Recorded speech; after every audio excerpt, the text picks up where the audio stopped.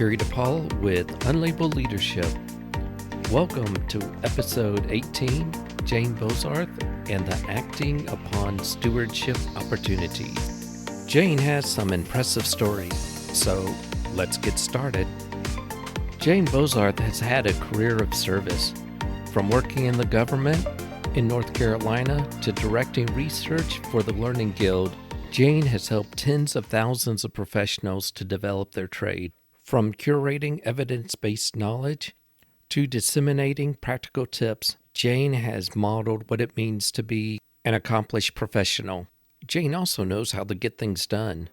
While working full-time for the government, she's published books, articles, a dissertation, and spoken at conferences. The stories that you're about to hear gives you insight into what's helped Jane with her professional journey. Part 1, The Writing is on the Wall. It's easy just to let life happen, to allow events to unfold and guide us in the direction that we're going. It's also easy to allow other people to influence the direction and growth of our career. But it's more difficult to actively deliberate on what happens in your career. What eases that difficulty are guiding principles that you establish to help you. Here's Jane to explain one of hers. I don't actually remember where I saw this quote or who said the quote. I don't know if someone said this to me. I don't know for sure whether it was just a blurb in a magazine. I have a very faint memory that it may have been like an offset bit of text in a training magazine article, but it was years and years ago, and it has stuck with me, and it stayed taped to the wall of my office for 15 years, and I use it to guide almost all my decision making then and now. I still rely on it, and the quote is, "Opportunity is not a lengthy visitor." Okay. I had been with North Carolina state government for a number of years. I did most of my career there. I left 3 years ago after many years, decades with state government. And I was working full-time as a trainer and a instructional designer and then an e-learning person. And so was everybody else. I mean, all my peers there were working hard as well, but I was the only one writing much. I was the only one speaking at big conferences. I was the only one with a book contract and those sorts of things. And I have used opportunity as a lengthy visitor to help me make decisions about when and what to take on. I like the idea of being published back when that was a bigger deal. We didn't have blogs then, right? Everything was a magazine or it was some formal publication. And here's the thing, if you turn those things down, the media people who publish the magazines and books and the people who run the conferences all have content space they need to fill. The magazine needs articles, the conferences need speakers, the publishers need books. And if you say no to those, they're just going to find somebody else to do it. It's not like the conference won't happen or the magazine won't run or the book of a similar topic won't get published. So if there's something you really want to do, you need to step up and figure out how to make it happen. And I still do that now with decisions I make, with whether I can work in time for a trip. Well, not in 2020, but you know what I mean. Yep. Or whether I want to take on a project that is substantive, whether I want to take on some freelance work. It's like, if I really want to do this, it may not be there next year. So I need to make it happen now if I really want it, because they're going to get somebody else. They're not just going to wait on Jane forever while she waits to be available. On top of that, people do turn down opportunities, which is a shame when it happens, because you never know what that opportunity will evolve into. But at the same time, there's so many opportunities surrounding us, we don't even see them to turn them down. I think I was talking with someone else. It's like walking down a hallway with all these doors, and you don't even see the doors are there or open or realize they're locked or, So I love that quotation. It really, when you do have the opportunity that's in your face that you cannot avoid not seeing, right? then you need to take it because it's going to go away. Right. And I would say I don't want to go off the track too far with this, but there are a couple of areas in my field, in workplace training and development, that I think are ripe for someone to step up and develop an expertise in or become the go-to person. And I've even thrown that out at a few people who I think, they say they seem to be looking for something new. I know that they have been looking for different work the last year.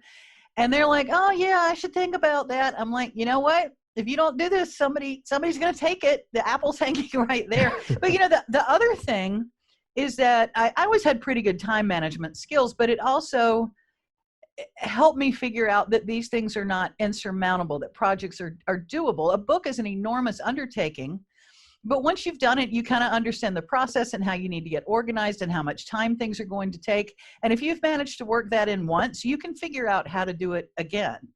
Now, it does mean sometimes saying no to other things. I mean, I remember I had a coworker one time who said, I wish I was as good at Jane as saying no to assignments. Because I would just, say, I'm not good at that. I am not the person you need for this. You should, let's see if we can get somebody who can do a better job with this than I will. I don't have pride about that kind of thing.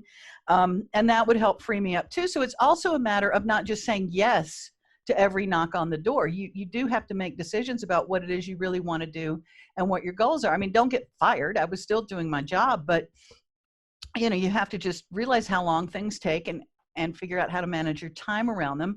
And if it's something you really want, I think you can find ways usually to make it happen.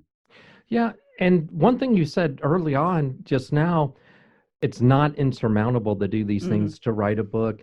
And I think that as you do these more frequently, it does become easier and faster to do. And I get that impression when you put out a research paper for Learning Industry, and it looks solid what you put together, but you're able to do it once a month.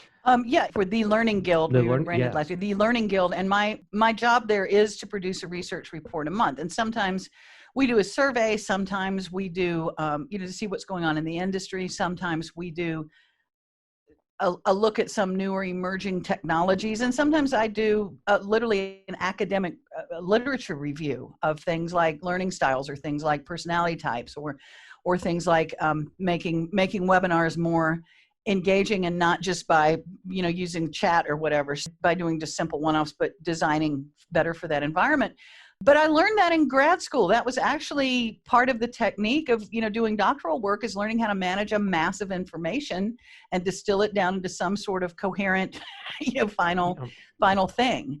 And that was partly training. And I remember the day I figured it out. I was reading through an article. We'd been assigned for a class, maybe my first year of doctoral studies.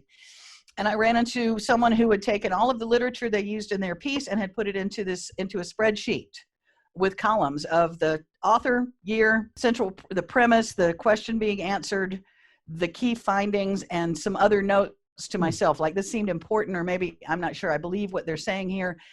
And it was a great way to organize enormous amounts of data. And I have been able to apply that to lots of things since then. The year I wrote my dissertation, I published 2 books and a dissertation and worked full time that year. Holy so cow. I really have no patience for people who say they don't have time to do things. Definitely. Even with your subjects such as diversity, the one on diversity that you did, it's timely. In the case of diversity, that truly was timely. That was very much an issue last year with all of the things that were happening with the pandemic, the ways that organizations were responding to people suddenly being remote, that they were not face-to-face anymore, and all of the Black Lives Matter political issues in the United States and some elsewhere. So it was very timely, but that was also my past life. I mean, I worked for state government. I was in North Carolina's central training office under central HR. And diversity was a huge, huge part of the work we did. Diversity and equitable hiring, EEO laws.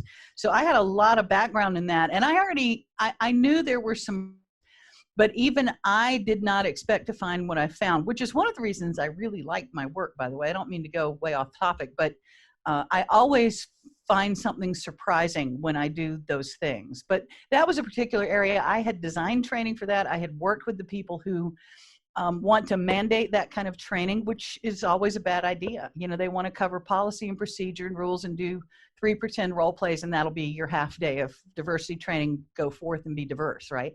Yep. So I had a lot of background in that. I brought some things to it, but we knew it was timely. And I will say that has been remarkably well received. When I let it go out, as the title of that is why it doesn't work, why diversity training doesn't work. I expected sort of a hue and cry from the training ranks, and I didn't get it. I've been invited to several events to speak about it. I've done several podcasts on it. I've had people interview me on it. It's been cited already in a number of other places that I've seen. And so it was very well received. And I think it confirmed what trainers already knew and gave them, which is one of my goals, by the way, gave them a little bit of ammunition when they're in these conversations with HR, just wanting somebody to read PowerPoint slides for 4 hours and make people take a quiz and say, yes, I'm more aware, which, you know, doesn't change behavior. So that report really, I need to look around for what other topics might resonate as well, because it certainly hit the mark in, I think it was August when we released it. Yeah, and I think you just said something key, is that looking around for the opportunities and for what's needed in the field. I think that's a big part of it as well. Well, you know, information overload is legitimately a thing, and we're inundated from all sides, and people love bites. They see a tweet, they see what's called an infographic that often isn't, it's more like a poster. They see a quote here or there, and so, you know, I am happy if I am being paid and I have the time to sit down and amass everything and sift through it and put it back together for them. I think that that's a great service I'm able to provide, and I'm glad people seem to appreciate that. I mean, people, for instance, with the learning styles conversations, they know in their guts it's not right, but they also are inundated with so much conflicting information. They don't really have a package they can just walk down the hallway. So I do try to give them that, and I think I'm pretty successful at that. People tell me that it's useful. So, you know, if I can sift through the mountain of stuff and get them something, you know, workable in 25 pages or whatever, that I hope that is helpful for the people I intend to help. Part 2, Calmness can be enlightening. What we do, say, act, the emotions we express, has an effect and influence on other people. Most of the time, it's an unconscious experience, but on rare occasions, in particular circumstances, those moments can have a lasting impression, an impression that shapes the way we act around other people. Here's Jane talking about one of those types of experiences. Early 2000s, I was a classroom trainer, instructional designer for the Little Department of Justice in North Carolina, and I was enrolled in a master's degree program, which was my first exposure to online learning. And at the time, it was pretty much nothing but text on a screen, scrolling, long pages of scrolling text. But the thing is, I saw that could solve some problems we were having. We were having people drive. North Carolina's big. North Carolina is 550 miles from tip to tip, and people don't realize that because we got the Outer Banks. We've got mountains all into Tennessee. So for us to do something like new hire orientation or some compliance thing, people were having to drive to Raleigh and stay in hotels basically for the EEO officer to read slides to them. And it was just crazy. It was insane what it was costing and the inconvenience for our learners. If nothing else, we could solve some of that. We could reduce some of that travel and make life a little bit less hard for our workers. So just about the time I was enrolled in that course, and my first exposure to the online learning course, I changed my focus to technology-based training. And just as I'm finishing that master's degree in technology-based training, the state of North Carolina got interested in e-learning and this new e-learning stuff and this online computer-based learning stuff. And there I was. And I was the only one working for the state who really had this interest. So the job and I became the same, and I'm shifted over to the Department of Personnel. So I'm in an e-learning director. I think I was the e-learning coordinator for the state. I think it was coordinator was what it was called then. I'm in this role. It's about 2002. I am the cutting edge. I have made many promises, right? And I'm working for someone I knew and I liked, and it's fine. She was a fine boss anyway. I liked her anyway. So it's 2002, 2003. I have done some little e-learning programs at the Department of Justice, which was a very controlled environment in which I knew all of the players on the chessboard, which ended up being an important thing at the time. I didn't know it, but it did. I am now working for state personnel, and they want to pilot just a basic supervision skills course online. And I developed this for them, and it was cool. It was stuff that people weren't doing yet. I figured, I was embedding little video clips. When other people had not seen that yet, I was using Dreamweaver, which had some functionality then for building simple interactions like slider interactions and maybe drag and drop, matching, those kinds of things. And again, all that was new then. I know it sounds like nothing now, but it's a big deal back then. We have all this stuff in place and we're ready to roll, and the thing launches and every single thing went wrong. Oh no. Every single thing went wrong, starting with the IT people who I had asked to be sure had all the computers set up with Internet Explorer, decided they knew better and they put Netscape on all the machines, which I hadn't tested. We hadn't designed for that. We hadn't tested, and it was mostly okay, but not completely. We had learners who didn't really understand the idea of clicking on things. We had people who had no idea what to do with the slider interactions. We had machines that didn't have sound, so never mind Jane's video clips. It was just everything went wrong. And I don't know what it is about technology, but you know this, I'm sure. There's something about technology failing that ratchets up a new level of panic. Yeah. You click the link and it doesn't work. The page looks weird. Something goes black. Yeah, and people panic. If I went into my kitchen right now and the toaster didn't work, I'd be okay. I might not be happy, but it's, okay. I'm dealing with that. The phone is ringing off the hook because nobody has yet figured out they can just message me, right? The phone is ringing off the hook. The tension is growing high. And I'm like, you know what? I got to go talk to Ann. That was my boss. I got to go talk to her because they're going to start calling her. This is embarrassing for me because I have way overpromised what I thought I knew what I was doing. I am embarrassing her. I'm embarrassing my agency. I'm in this new job. This is our first try at this online stuff, and I have been singing it was awful. So I take the longest walk ever down the hall to her office. Oh boy. And that was a hall with many, many doors. I walk down to her office and I hang my head and I go in and I unloaded just sort of what I just did to you. This and this and this and this and this and Netscape and this and the sliders and this and she let me sort of run down. She let me get it all out, and I'm sorry, and I'm going to fix it. I remember the moment the building we were in was being renovated. So there's like plastic sheeting on stuff. There's tarps. There's plaster falling. And so it's like we're in this war zone, and she's sitting in her big executive office chair holding a little dainty porcelain teacup and saucer, because that's who she was, the sort with the saucer. And she's sitting there and she's got this little teacup and this little saucer, and she lets me unload all of this, everything going wrong, and I'm sorry stuff on her. And she said, Jane, this is why we pilot. That is all she said. And she got up and sort of headed out and walked me back to my little room. And, I learned so much in that moment about leadership. And it's the thing when anybody says that word to me, it is the moment I remember. It was I would say, a pivotal, critical moment in my career. Was her saying exactly the right thing at exactly that moment. First of all, she taught me that things are it's not the end of the world.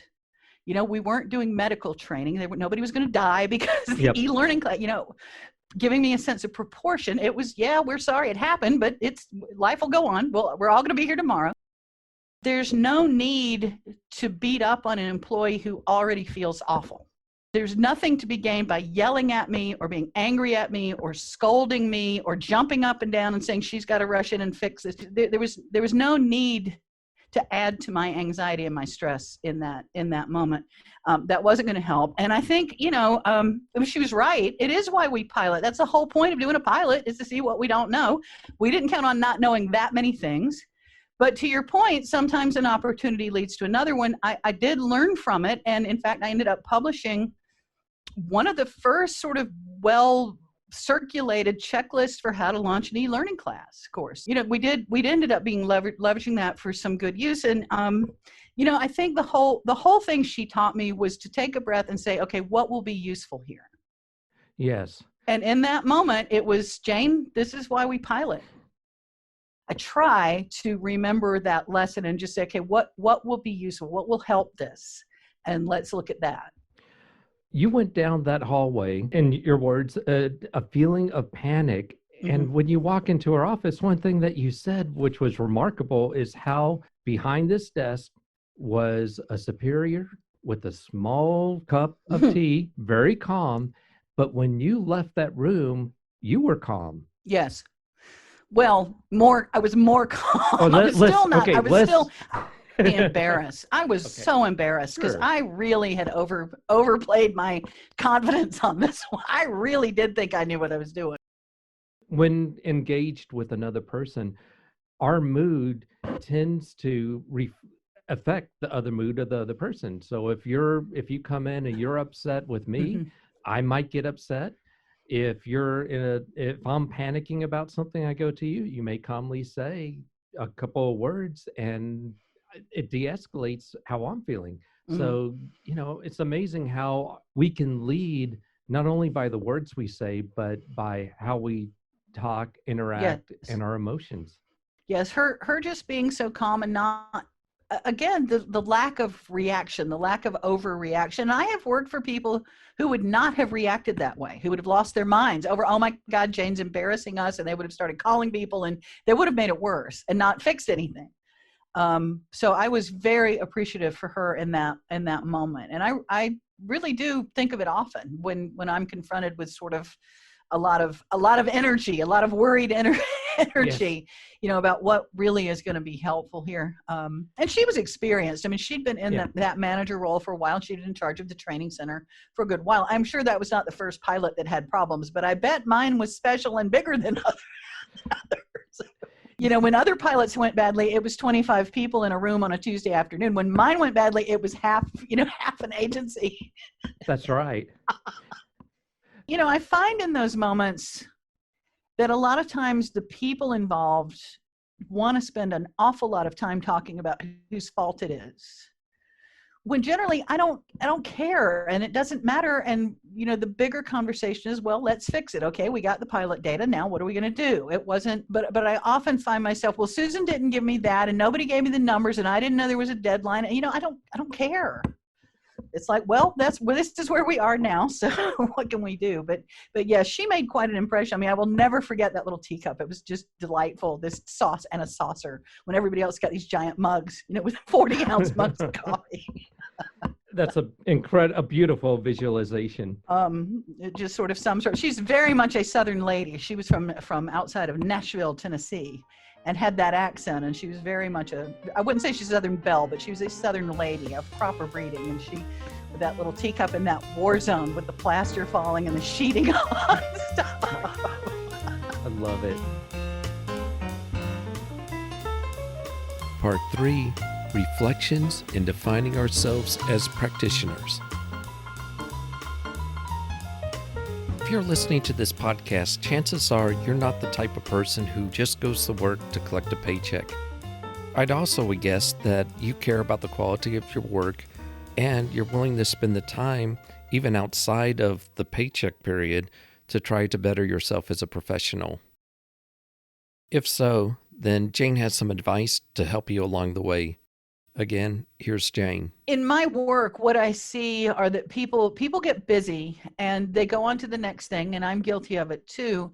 And I wish if people would do one thing, it would be to stop and take a breath before they move on, or maybe just in natural breaks during the day, when they come back from lunch or before they leave for the afternoon or something, and take just a moment to reflect on that task or the activities from that time period. What went well, what went badly, what would I do differently when I did it again, that kind of thing. I find that people are not very reflective about their work, and they haven't really intellectualized their practice. When I was doing my dissertation research, I interviewed a number of trainers who I really still admire, and I think they do great work. But when I would try to get them to describe their processes and their decision making, they couldn't do it. They seemed to always be running on gut feeling and gut energy, which isn't true, but they had not really sat thought through how they do what they do, not just what they do, but how the work gets done, I think is really critical.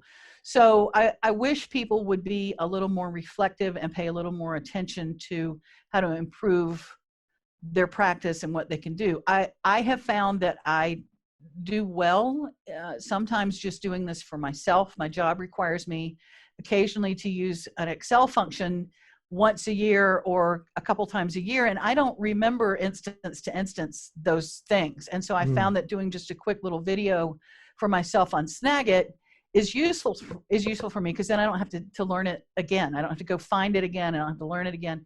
And then I want people to take those instances, a quick note or a quick screenshot or a quick photograph or, a quick audio clip or something, and then not save everything to their C drive. I don't mean people should release company financials or be talking about patent research on Twitter, but if very often something may be useful to someone else. I have a great example of that. A few minutes ago, I was saying in grad school, I learned to organize lots of literature based on a grid I happened to run across in some article I'd been assigned to read. Well, I took a screenshot of my own work creating one of our recent research reports in that similar grid, and I tweeted it out, and it had a great response. People were like, I get it. I see it. I've been needing a way to organize this.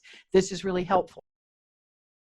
The other thing that goes along with that is I worry that people, especially in my field, I see that people don't define themselves very well as practitioners. And I think that helps you reframe the work you do and the professionalism of the work you do.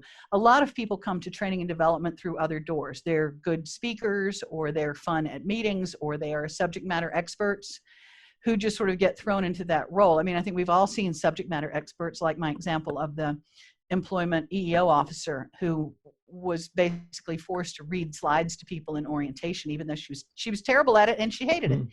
I wish people would redefine themselves as a practitioner in their field, and people who have a craft. A number of the people who come into training and development will often say, well, I'm a safety trainer, or I'm a compliance trainer, or I'm a software trainer. And what I rather they would say is, I'm a trainer who knows a lot about software. I'm a trainer who knows a lot about compliance. I think that how you define yourself matters in these instances. So I wish they'd be a little more deliberate, a little more reflective, a little more intentional, and view themselves more as a professional practitioner of whatever they're pursuing. Thank you, Jane, for being on the show. If you like, go to the show notes for links to learn more about Jane, the Learning Guild, and some other links as well. If you have a question or comment, go to unlabelleadership.com and look for the message icon. If you click it, you can leave up to a 1-minute message that I'll listen to and maybe play it on the air. Thank you for your support, and most importantly, thank you for listening. Until next time, lead on.